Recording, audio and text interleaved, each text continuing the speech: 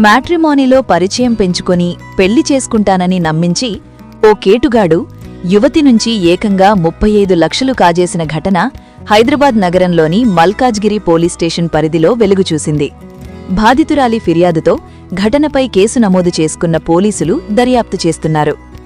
పోలీసులు తెలిపిన వివరాల ప్రకారం మల్కాజ్గిరి పిఎస్ పరిధిలోని నివాసముంటున్న ఓ యువతి ఇంట్లో వాళ్లు పెళ్లి చేసుకోవాలని ఒత్తిడి తీసుకురావడంతో ఇటీవలే సంబంధాలు వెతికేందుకు మ్యాట్రిమోనియల్ ప్లాట్ఫామ్లో రిజిస్టర్ అయింది. అయితే ఆమె ప్రొఫైల్ను గమనించిన కేటుగాడు యువతికి రిక్వెస్ట్ పెట్టాడు. దీంతో ఆమె రిక్వెస్ట్ను యాక్సెప్ట్ చేశాడు.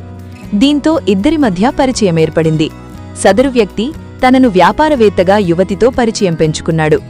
అది నిజమేనని నమ్మిన యువతి అతనితో రెగ్యులర్గా ఫోన్ మాట్లాడడం, చాట్ చేయడం సాగించింది. ఇలా కొద్ది రోజుల్లోనే వారి మధ్య పరిచయం బాగా పెరిగిపోయింది.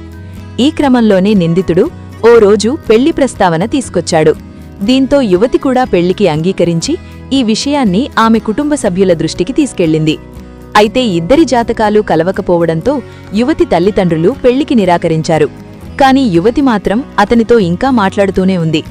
ఇదే అదునుగా భావించిన కేటుగాడు తన కోసం డైమండ్స్ కొన్నానని, అలాగే తన వ్యాపారాన్ని విస్తరించాలనుకుంటున్నానని, అందుకోసం కొంత డబ్బు కావాలని యువతిని కోరాడు. అది నిజమేనని నమ్మిన యువతి పలు దఫాలుగా నిందితుడు చెప్పి అకౌంట్లోకి డబ్బులు పంపించింది. ఇలా అడిగిన ప్రతిసారీ ఆమె డబ్బు పంపిస్తూనే వచ్చింది. అతను ఇంకా కావాలి అని అడగడంతో ఇంట్లో ఉన్న బంగారాన్ని తాకట్టు పెట్టి మరీ అతనికి డబ్బులిచ్చింది.